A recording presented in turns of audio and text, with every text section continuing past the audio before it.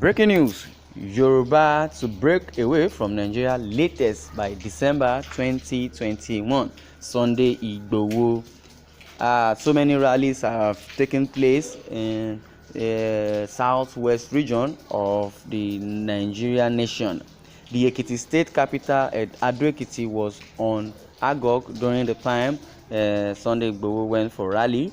Even in Osun State, Ondo, as hundreds of Yoruba nation agitators emerged under the aegis of the Ilana Omo-Oodua troop to the town from neighboring southwest states for so many rallies. Even in Ondo, Ekiti, Oyo, Ogun, and Lagos, the agitators, who were led by popular Yoruba nation agitator Sunday Adeyemo, popularly known as Sunday Igboho, stormed the capital city to demand independence of Yoruba land. The agitators, comprising traditionalists, masquerades, women traders, youth, motorcycle riders, artisans, and others wore attire with the inscription Omo-Oodua ni mi. The protesters, who converged on the Fajuyi Park, took a long walk through Okesa Junction to Ojumose to Erekansan and to the palace of Ewi Ado-Ekiti to pay homage. They defied every joint security presence deployed to different strategic places as they marched through streets of the Ado metropolis, chanting various solidarity and liberation songs.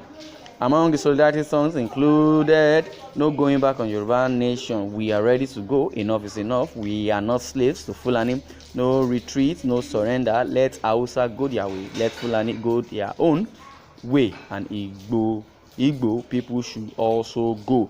However, the policemen did not disrupt the gathering in any way, as some of them said they were deployed to protect the agitators and prevent breakdown of law and order.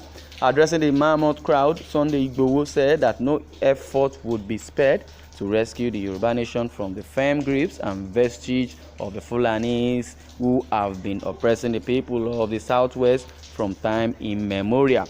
He also said that it is high time Yoruba nation broke away from Nigeria and chart a new course for itself, adding that the Nigerian environment has been consistently harsh to the Yoruba people at the advantage of the Fulanis. Igboho noted that everything would be done to ensure the emancipation of the region from the clutches of evil genius oppressors, saying that Yoruba nation would break away latest by the ending of December this year. He said that the people of the Southwest have suffered in the last 6 years of the present administration, and that the only option for the Yoruba to break the yoke of the continued subjugation is to secede, which means to divide from the so-called zoo Nigeria, like Nnamdi Kanu would say. Today, we are here to sensitize our people that we can no longer ensure the sufferings being meted out to us by Fulani feudal lords. We are no longer slaves under them. The South has oil and water and other natural resources, but Fulani are the ones enjoying them. Most of our universities graduates are Okada riders, being what our politicians who tell lies recklessly have made us to be. Yoruba is the most educated race in Nigeria, but are the graduates getting jobs? No. Rather, our politicians will be buying motorbikes for them for Okada riding. This is wrong and would have to stop. Can they allow their children to be riding Okada? No. Today, they have shared everything that belongs to Nigeria among themselves. The president is a Fulani man, the inspector general of police a Fulani man, director general of the Department of State Service Fulani man, the chief of army staff Fulani man, chairman of the National Drug Law Enforcement Agencies and Economic Financial Crimes Commission Fulani man, and also the Comptroller General of Immigration and Customs are all Fulanis. Let me say this emphatically: we won't vote in the Southwest in 2023, like he has said already that there is no election come 2023 in Yoruba land. We need a government of our own. The Fulanis are kidnapping us and collecting ransom, killing and raping us, and our leaders are watching because of politics. This will no longer be tolerated. The next line of action now is that we are entering the bush to chase away these Fulani herders like we always do. We don't want them on our lands again. We will pursue them just like I have been doing, and I have been saying. Sunday Igboho is really a mandate bearer. Is a hero is just the representative of the Yoruba. Even when the governors and the so-called leaders are not ready to salvage their life and salvage the situation in the country, but Sunday Igboho has came out and representing the Yoruba race. He has said it that he does not really care. Even if it costs him to take his life, he does not really care about what is going to happen to him and his family.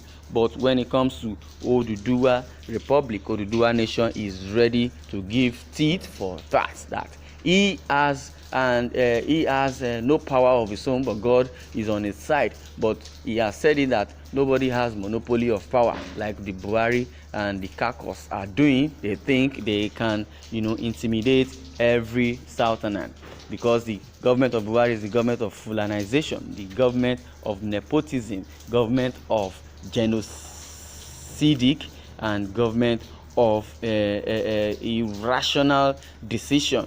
I gave so many adjectives to the Buhari-led administration. He is lopsided in his appointment. He has not given free aim. If you try to protest in Nigeria, you are in trouble. They would send assassin or send what's they called, their DSS assassin. I will call them assassin because they are working illegally, like what they did to Sunday Igboho by invading his house around 1 a.m. Not only Sunday Igboho, thank God they didn't meet him or they didn't kill him. They did that to Nnamdi Kanu also in 2017 when soldiers, I wouldn't know if they had killed him, they would have said they were unknown soldiers. They invaded Nnamdi Kanu's house. Thank God he escaped. For you to know that we have a tyrannic president, we have a tyrannic administration, we have a nepotistic administration, and Sunday Igboho is saying enough is enough. Enough is enough for the slavery even in our own father's land. How can we be slaves in our own father's land? Most of the sensitive positions have been given to the Fulani. They want to Fulanize the country, and that is why they are agitating for secession. The Buhari administration has made it known that the democracy we are practicing is the democracy of the Fulani, for the Fulani, and by the Fulani, which is not acceptable in the modern day politics. We adopted democracy from the United States of America, but we are not practicing the democracy as it is supposed to be practiced.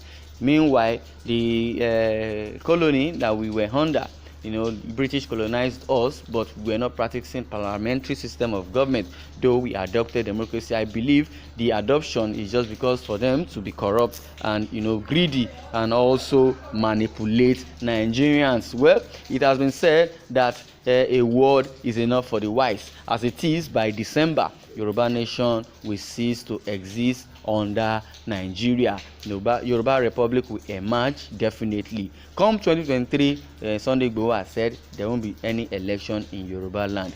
I want to ask the question, are you ready for your voters card, and are you ready to vote from 2023? I don't believe so. Okay, if you are of the opinion that you want to vote 2023, kindly share your comments, share your opinion in the comment section. Thanks for listening, and God bless you.